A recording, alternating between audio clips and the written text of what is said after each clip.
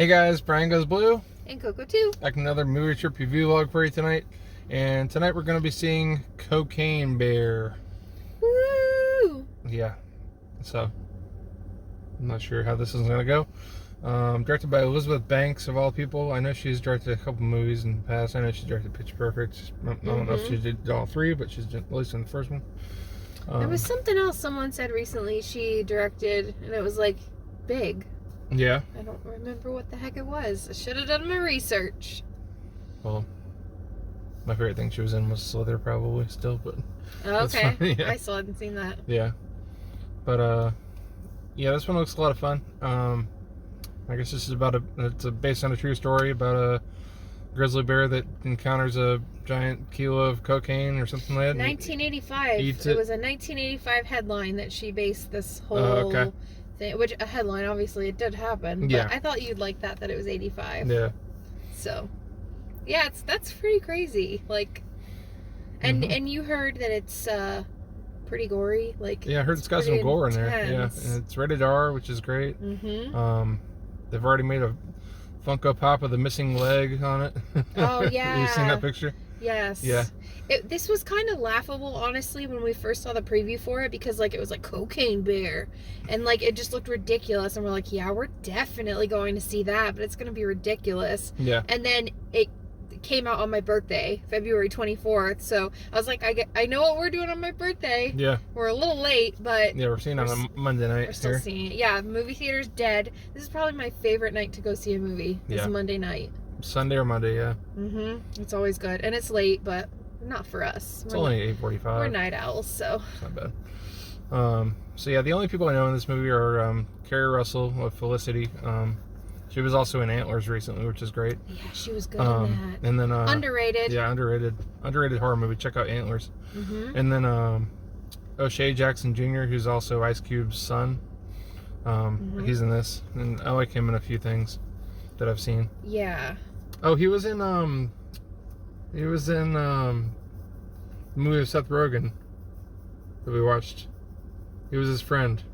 Which one? The one with Charlize Theron. Oh. I forget the name of it. Oh. Yeah. Okay. What's the name of that movie? Hold that thought. Keep going. I'll find out all of this information. I'm going to find out 2 pieces of information here. Okay, Elizabeth Banks, Charlie's Angels. Oh, she did the 2019. Oh, the 2019 one, yeah. I didn't see that. The one with Kristen Stewart, that's right. Okay, that's what it was. Okay. She made her directorial film debut with Pitch Perfect 2. Yeah. Okay, so that was that. The other thing was, okay, Seth Rogen. Everybody's like screaming at us from the other way. They're like, I know what the answer is. Long Shot. Long Shot, yeah, that was it. Yeah. Yes. He was in that. Okay. So. Oh, yeah. Okay. Yeah. Got it. Yeah, because I showed that to you like this past year. So. Yeah, that was like my first time watching it. Yeah, good shit. Well, Google's your friend. You can find out so much. So, yeah, I'm excited to check this out. I heard it was one of those movies, if you want to just go have a fun time, turn off your brain, enjoy it, like we definitely... Yeah. So excited for that. Well, it did good in theaters this weekend. I think it did like 23 million, what I read, which is pretty good for an opening weekend for this type of movie. Yeah.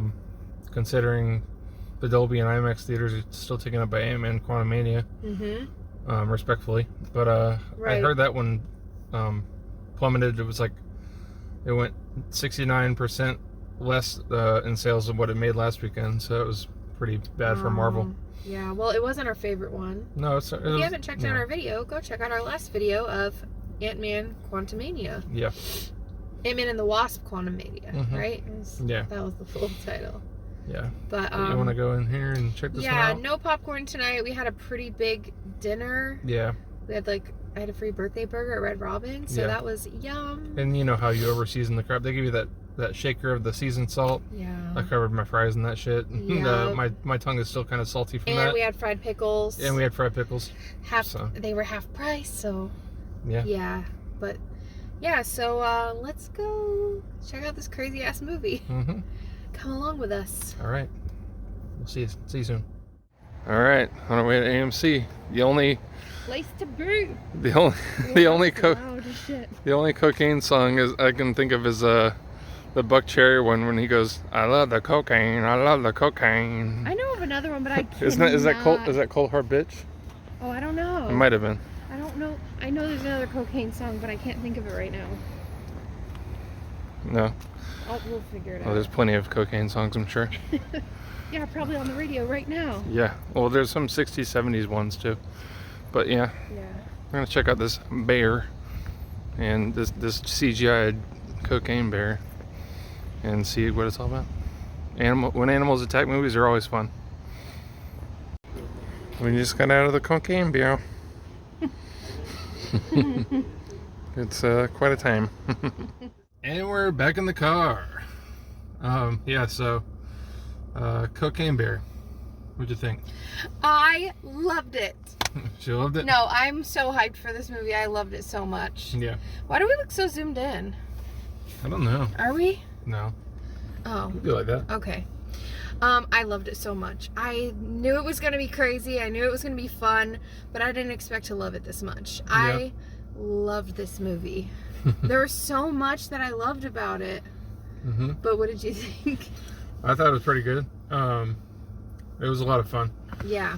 There was a lot more violence than I thought there would be. Mm-hmm. But that wasn't a bad thing. There was a couple of really gory moments, which I enjoyed. Oh yeah.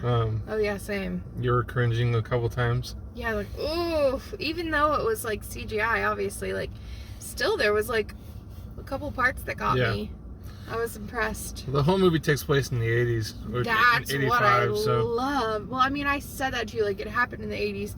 But I guess my brain didn't think like, okay, everybody, like if there are backstories for people, like it's going to be set in the 80s. Yeah. Like that was so cool. Mm-hmm. Seeing like the old, I mean, we didn't see much of a mall, but like we saw like a cinema, like a movie theater, mall kind of like set up, and it was totally 80s. So that was really awesome. Playing Back to the Future. Mm-hmm. Yeah. And it was really, really campy. Definitely campy. Oh yeah. So if you're not into that sort of like the silliness of campy 80s slasher type of horror movies, they definitely integrated that into this. So if you're not a fan of that, I wouldn't go for this. Yeah. So it's kind of like, it kind of reminded me of like an 80s slasher meets a animal attack movie. With drugs. Yeah. And obviously we don't give spoilers, but I will say I really liked the how we always both like how there's like a crossover with the characters, and there was a lot of that. Yeah. Which was like, I loved that. I love when they're also on different storylines and they cross in the same frame. Love that. And that happened like a lot. Yeah. So I liked that a lot. A lot of laughs. Hilarious. And it was really heartfelt too. Like it got me at the end, like with a few different things. Yeah. I was like, oh, like I didn't like shed a tear. I almost did, but it had a couple different Mama Bear aspects to it. Yes, thank you for saying that, because I was gonna say Mama Bear. Like hell yeah. I was like so sad and mad, and then like I literally threw my hands up in the air like woo! Like I was so excited. I can't remember the last time I did that in a movie. Yeah. And then if we forgot to mention earlier, this is like Ray Liotta's probably last role. Yes. I know in the end it said in loving memory Ray Liotta, and rest in peace. He's in it quite an amount too, quite a bit. Yeah, he's got a big role. He did great. Rest in peace. Yep. I think Elizabeth Banks, sorry. I think she did a great job directing this. There were so many like cool shots. Did you notice that? Like the upside down payphone. You noticed the reverse. Yeah, I noticed that when the little girl threw like I think it was like a bag of like carrots or something like that onto this like I don't know, onto some sort of stand or whatever. Right. You could tell it was like reversed because it went into like a perfect position. Yeah. And it's like they filmed it in reverse. Yeah. That's that old school trick. Yeah, that was cool. I loved the kids. The little girl kind of reminded me of me when I was like that age. Like looks wise and like attitude and just I don't know. Yeah. And I loved the little boy too. Like they were awesome. But all the characters were great. There's no one that annoyed me. there, like, everybody was like, I thought everybody was really good. Yeah, it definitely had some of the straight to video type of like acting in there a little bit, but I think it was intentional. Yeah, it was definitely intentional. Yeah. Like, the silliness with that guy's wig. The guy from Modern Family. Yeah. Jesse Michael Ferguson, I think's his name. Yeah, and he was wearing like a peace sign shirt, and he was like kind of like over the top. Same with the punk kids, like the trio of like the the bad guys, but they weren't actually bad guys. Yeah. But yeah, like the main one that we saw the most with the necklace and stuff. That kid. Yeah. They had him a little over the top too, which was cool. Yeah, and it was kind of funny because I don't really know the name of the song, but the song that opens up the movie. Oh yeah. Was from Wet Hot American Summer, which Elizabeth Banks was also in. Yes, I'm glad you brought that up because I really liked the music. Yeah. I mean, I usually do if it's like an 80s themed movie, the music's always great, but there wasn't like songs that I feel like are overplayed for the 80s in this, like. What was the one? Oh, on the wings of love, only the two of us together flying high. Do you know that one? I thought that one made me laugh because, like, you don't hear that one much. Yeah. If you do, it's like in an elevator or in your parents' car or something. Yeah. I don't know. Haven't heard that one in a while. And then I saw the score was done by this person named Mark Mothersbaugh, and that person does scores for like everything, and I don't feel like they get like as much recognition. Aww. I just remember like that person does the theme song for Rugrats, and then does all sorts of movies and stuff. So I always see Mark Mothersbaugh. Oh, okay. You always see John Williams and stuff like that. Yes, people like that mentioned. Well, I mean, in addition to like the soundtrack of like the songs we know, right? Yeah. Like the score was really great too. I was thinking that all throughout, like. It was very like. Yeah, you look up Mark Mothersbaugh, like you'll see tons of. I feel stuff. Like I recognize that name TV shows and from movies. The Rugrats, like do do do do do do do, like seeing that name pop up. That's just what I remembered from as a kid. Like I always remembered that name. Yeah, that's cool. Yep. That's cool. Yeah, I think I would give this one a solid 4. Yeah, I'd probably give it a 4. I was thinking 3.5, but now we're in the car, probably 4. Yeah, and I mean, I feel like when we watched it again in the future, I think it could even be higher for us. Yeah. I feel like this is maybe one that won't get a 4K release, but that's fine with me. I feel the Blu-ray should be fine with this one. Yeah. Yeah, there's a couple of the violent scenes. You can definitely tell the CGI. But with the gore effects, I'm pretty sure something of that was practical. So yeah, you can tell it's a mix of the two, which is good. Yeah. And they just kind of go for the whole campy aspect, and it works. I mean, it totally does. If you're looking for just a fun time, check out this movie. But I mean, don't take your kids or anything. Right. It was like literally Good Boys on crack. Yeah. Good Boys on cocaine. Yeah. Like how funny Good Boys is to us, and like some of the jokes and stuff. I don't know. And there's probably like a million other movies that it's like, but I don't know. It was kind of like its own little thing, which I loved. It was original, and I mean, yeah, it was based on a true story, but I mean, with the hilarity of it and like the characters, like obviously all of that isn't based on true events. No. But yeah, I thought they tied it all in really cool. And there was a Maltese in the movie. Shout out to Rosette, whatever the dog's name was. So cute. It's really hard to like keep a Maltese like well groomed like that. Like you have to brush them every day for them to be like long and fancy like that. Yeah. We keep ours very short because gets dirty in like one day probably. Yeah. And then like the bow, like our dog, she does not fuck with bows. She does not like bows. But anyway, I thought that was cool. You don't see a lot of like the little white dogs, like, I mean you do in movies, but not like the full on Maltese with like the flowing hair and stuff. Like I thought that was cool. Yeah, so this bear fucking like sniffs out cocaine like crazy. Yes, and like it's addicted. That's nuts. It's so funny.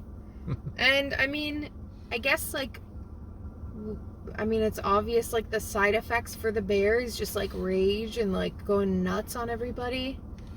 Yeah. I mean, I wonder why it's like that. I don't know. You know, like, you don't see people doing that and going nuts and crazy. I mean, yeah, actually, you kind of do, especially in Florida with those bath salts. Remember all those crazy stories when, like, people were eating people's faces and stuff? Oh, yeah. Was that, like, true? Yeah. I think so. That doesn't happen where we are, okay? Like, those Florida stories. Not that we know about, anyways. Not that we know about. I mean, some crazy stuff happens, but Florida gets a bad rep. And I feel like because of, I don't know why, but. So, yeah. That's our review for Cocaine Bear. Mm-hmm. Yes. Is there anything else you want to add, or? I think we covered everything that I wanted to mention. You mentioned things that I totally forgot, so thanks for that. Stay after the previews, because obviously it's stay 4. after the credits, because there's 2 after credit scenes in there, so and it ties into the movie, of course. Go check out Cocaine Bear. It was such a blast. I'm so glad we went to see it in theaters. Like, it was just one of those turn off your brain, have a bunch of fun. Really good time. Definitely will be owning this one. We have a really jam-packed, like, movies coming out next weekend. Yeah. Or is it the following weekend? It's following weekend, March 10th. But March 3rd, want to see Operation Fortune, probably. We'll see. We'll probably see that. Yep, we're gonna be rewatching all of the Screams. Yeah. Because the Lost Girls may or may not be doing a Scream live. Stay tuned for that. To be determined. And so we're gonna catch up on all the Screams. Yeah. And then we're definitely gonna go see Scream 6. Yep. And Scream 6, you got 65 and Champions all in the same weekend. So Woody Harrelson. If you haven't heard of that one, go check it out. It looks like nobody's talking about this movie, Champions. Really it looks pretty good. Yeah, I'm excited for that one. It's a one of the Farrelly brothers directed it too. So. But yeah. So yeah, thanks for watching our video. Thanks again for getting us to 800. We're happy to be here, but we still want to keep those numbers going. So if you're new, subscribe, like the video, and leave us a comment. Yep. Sorry, it's a little dark, but we don't have the best of car lighting, and it's it's 11 at night, so yeah. So we can't really get any natural light tonight. All right, guys. Brian Goes Blue. And Coco too. Signing off, guys. Bye.